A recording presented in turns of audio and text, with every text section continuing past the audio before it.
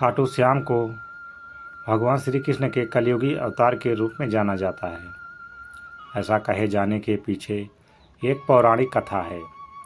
राजस्थान के सीकर जिले में इनका भव्य मंदिर स्थित है, जहां हर साल बड़ी संख्या में श्रद्धालु आते हैं। लोगों का विश्वास है कि बाबा श्याम सभी की मुरादें पूरी करते हैं और भिखारी को भी राजा बना सकते हैं।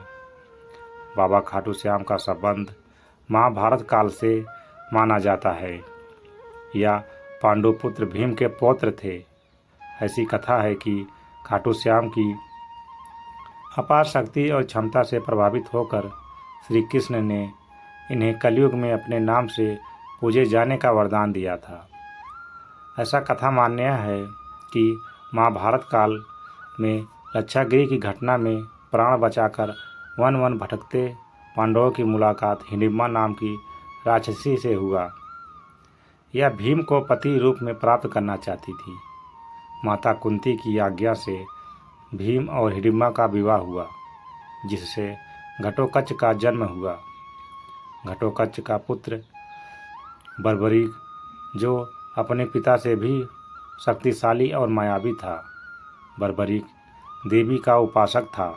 देवी के वरदान से उसे 3 दिव्य बाण प्राप्त हुए थे, जो अपने लक्ष्य को भेद कर वापस लौट आते थे। इनकी वजह से बर्बरीक अजय हो गया था। महाभारत के युद्ध के दौरान बर्बरीक युद्ध देखने के इरादे से कुरुक्षेत्र आ रहा था। श्री कृष्ण जानते थे कि अगर बर्बरीक युद्ध में शामिल हुआ तो परिणाम पांडवों के विरुद्ध होगा। बर्बरीक को रोकने के लिए श्री कृष्ण गरीब ब्राह्मण का भेष बनाकर बर्बरीक के सामने आए और अनजान बनते हुए श्री कृष्ण ने बर्बरीक से पूछा कि तुम कौन हो और कुरुक्षेत्र क्यों जा रहे हो। बर्बरीक ने जवाब दिया कि मैं एक दानी योद्धा हूँ, जो अपने एक बाण से महाभारत युद्ध का निर्णय कर सकता हूँ। श्री कृष्ण ने उसकी परीक्षा लेनी चाहिए, तो उसने एक बाण चलाया, जिससे पीपल के पेड़ के सारे पत्तों में छेद हो गया। एक पत्ता श्री कृष्ण के पैर के नीचे था, इसलिए बाण पैर के ऊपर ठहर गया। श्री कृष्ण बर्बरीक की क्षमता से हैरान थे और किसी भी तरह से उसे युद्ध में भाग लेने से रोकना चाहते थे।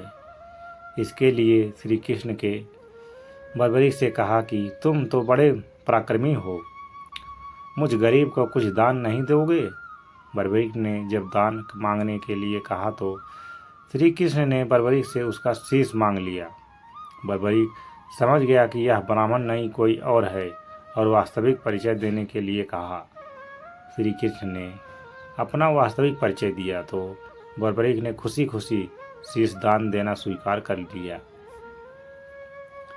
रात भर भजन पूजन कर फाल्गुन शुक्ल द्वादशी को स्नान पूजा करके बर्बरीक ने अपने हाथ से अपना शीश श्री कृष्ण को दान कर दिया।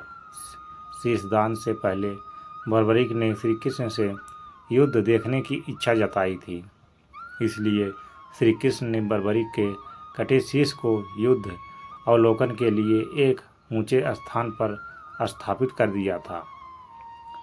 युद्ध में विजय श्री प्राप्त होने पर पांडव विजय का श्रेय लेने के हेतु वाद विवाद कर रहे थे। तब श्री कृष्ण ने कहा कि इसका निर्णय बर्बरीक का शीश कर सकता है। बर्बरीक ने शीश ने बताया कि युद्ध में श्री कृष्ण का सुदर्शन चक्र चल रहा था, जिससे कटे हुए वृक्ष की तरह योद्धा रणभूमि में गिर रहे थे। द्रौपदी महाकाली के रूप में रक्तपान कर रही थी। श्री कृष्ण के प्रसन्न होकर बर्बरीक के उस कटे सिर को वरदान दिया कि कलयुग में तुम मेरे श्याम नाम से पूजित होगे। तुम्हें स्मरण मात्र से ही भक्तों का कल्याण होगा और धर्म, अर्थ, काम, मोक्ष की प्राप्ति होगी।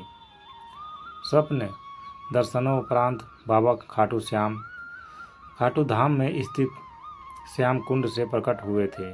श्री कृष्ण विराट शालिग्राम रूप में संभल 1777 ईस्वी में से खाटू श्याम जी के मंदिर में स्थित होकर भक्तों की मनोकामना पूर्ण कर रहे थे। प्रत्येक वर्ष होली के दौरान खाटू श्याम जी का मेला लगता है। इस मेले में देश विदेश से भक्तजन बाबा खाटू श्याम जी के दर्शन के लिए आते हैं। इसलिए इस मंदिर में भक्तों की गहरी आस्था है। बाबा श्याम हारे का सहारा है।